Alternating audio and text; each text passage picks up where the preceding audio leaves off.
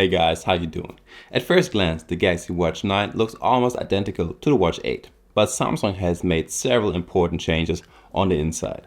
After multiple generations of Exynos processors, we finally get a Snapdragon chip, along with new health insights, a larger battery, and a simple wrist gesture that launches Google Gemini.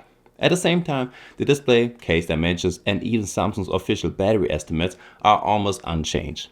So is the Galaxy Watch 9 a meaningful upgrade, or is it mainly a Watch 8 with new software? In this review, we will cover all of the major changes, its smartwatch and health features, my first 24-hour battery test, and, of course, GPS accuracy. The Galaxy Watch 9 keeps the cushion design introduced with the Galaxy Watch 8. You still get a circular display inside a softly rounded, almost square-looking frame. The 44mm model measures 46 by 43.7 by 8.3mm, uses armor aluminum, and weighs 34 grams without the strap. On my 19cm wrist, or 7.5-inch wrist, it looks substantial without feeling oversized. I can notice its size while sleeping, but personally, I don't find it uncomfortable. Your color options depend on the size. The smaller Watch 9 is available in cream and graphite, while the bigger model comes in silver and graphite. The version I have right here is the larger model in graphite. The new Sport Band uses Samsung's dynamic lock quick release system, so it can be removed without tools. It weighs 14 grams, and its air pocket design is supposed to make it softer and more breathable. Compared with the 44mm Galaxy Watch 7, the case has become thinner, going from 9.7 to 8.6mm. The watch itself weighs almost exactly the same at 34 grams instead of 33.8. But the included strap has dropped from 22 to 14 grams. As a result, the Watch 9 sits flatter and feels slightly more comfortable on the wrist. The display is protected by sapphire crystal, and the watch is rated for 5 ATM, IP68, and military standards. Swimming and everyday use in the rain should therefore be fine, but Samsung does not recommend it for scuba diving or high-pressure water activities. The 1.47-inch Super AMOLED display has a resolution of 480 by 480 pixels, supports 16 million colors, and includes a full-color always-on display. Peak brightness reaches 3000 nits. The Watch 7 topped out at 2000, so the Watch 9 is noticeably easier to read outdoors. Compared with the Watch 8, however, the display has not changed. Navigation is handled through the touchscreen, the digital touch bezel, and 2 physical side buttons. There's no rotating physical bezel on this model. The biggest hardware upgrade is the Snapdragon Wear Elite SW6100. It's a 5-core processor, and it reaches speeds of up to 2.1 GHz. Both the Watch 7 and Watch 8 use the Samsung's Exynos W1000. The Watch 9 also includes 2 gigs of RAM and 32 gigs of storage, with around 20.1 gigs available to the user. Now, my version adds LTE through an eSIM, and there's also a built-in microphone and speaker. You need a phone running Android 13 or newer with at least 1.5 gigs of RAM and Google mobile services. The Watch 9 does not work with iPhones or tablets, and a few Samsung-specific functions may be unavailable on Android phones from other manufacturers. Its sensors include an accelerometer, gyro, barometer, compass, ambient light sensor, temperature sensor, and Samsung's bioactive sensor for optical heart rate, ECG, and body composition measurements. One of the most interesting new features is what Samsung calls Raise to Talk. You simply lift your wrist and start speaking to Google Gemini without opening an app first. Gemini can answer questions, create reminders or calendar events, and combine information from compatible apps. When your other hand is occupied, this feels much more natural than tapping through menus on a small display. The gesture has to be enabled manually and requires an internet connection and a Google account. Features and availability vary by language, region, and app, and you can only select either Gemini or Bixby as a default assistant. Samsung also notes that leaving Raise to Talk enabled can increase battery consumption, whereas gives you access to the Google Play Store, where you can download apps such as Google Maps, WhatsApp, Strava, Google Wallet, and Spotify. With Spotify Premium, music and podcasts can be stored directly on the watch and played through Bluetooth headphones without your phone. Depending on the app, notifications can be answered with quick replies, a keyboard, or a voice input. Calls work through a connected phone or independently on LTE version with a compatible eSIM plan. There's also an enormous selection of watch faces. Many of them allow you to customize colors, hands, fonts, and complications for things like weather, steps, heart rate, battery level, or your energy score. You can use your own photos as well. Some animated watch faces even change their appearance while you still have an unread notification, giving you a visual reminder that something is waiting for you. If you want to check out the Galaxy Watch 9, I have linked both the Bluetooth and LTE versions in the description below. These are affiliate links, so they do not cost you anything extra, but they do help support the channel. Samsung Health supports a huge number of activities, automatic workout detection, and customizable data pages. During a run, the watch can display time, distance, pace, heart rate, calories, cadence, VO2 max, and additional running metrics.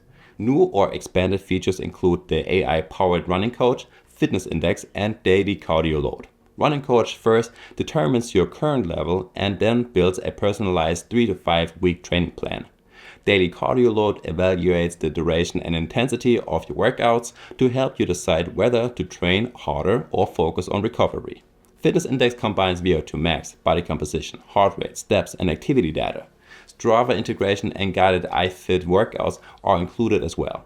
Dual-band GPS performed extremely well in my first real-world test. In a lightly built-up residential area with small detached houses, the route was recorded very precisely. Even in a dense forest, the Watch 9 stayed directly on the path and delivered almost meter-level accuracy. The tree cover was so thick that my phone temporarily lost cellular reception. Cellular service and GPS are separate systems, of course, but dense forests can also make satellite reception more difficult.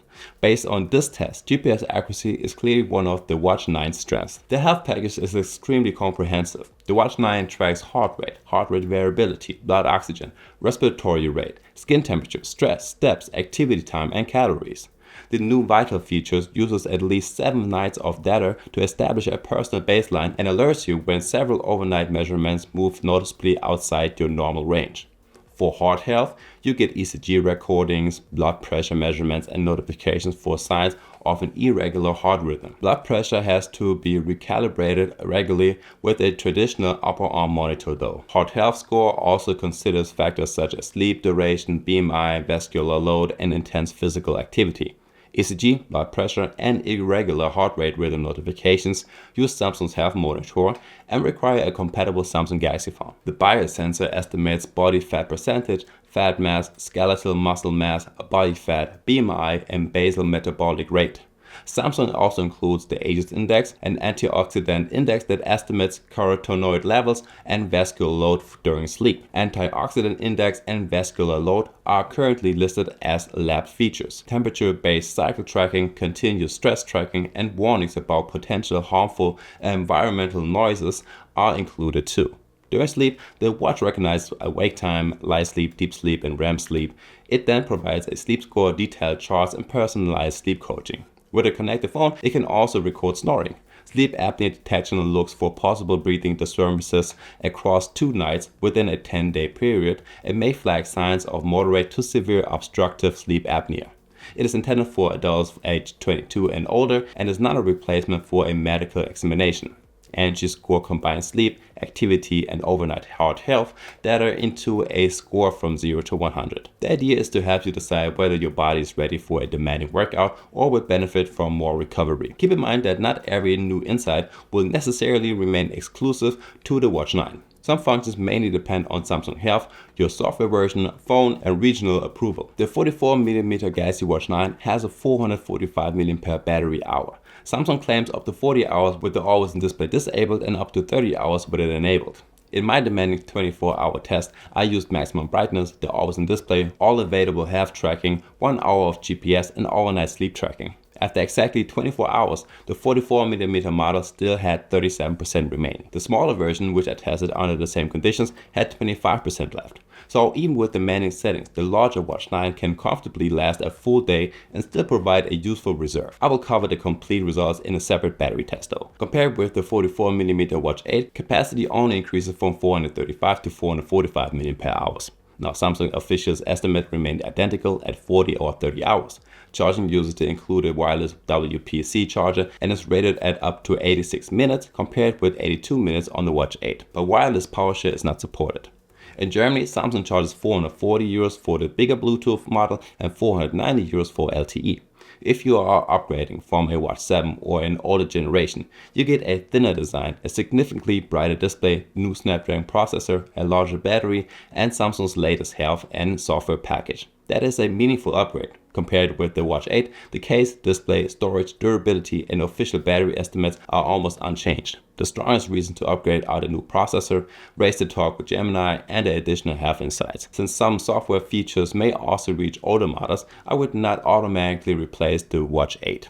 Overall, the Galaxy Watch 9 is an extremely complete Android smartwatch with an excellent display, a huge app selection, extensive customizations, and one of the broadest health packages available. GPS remained highly accurate, even in dense woodland, and my larger model still had 37% battery remaining after a demanding 24-hour test. So my first impression of the battery life is positive as well. Now let me know in the comments which features interest you the most and which watch you would be upgrading from. If this video helped you out, leave a like and subscribe to my channel, and I guess I will see you in the next one. Peace.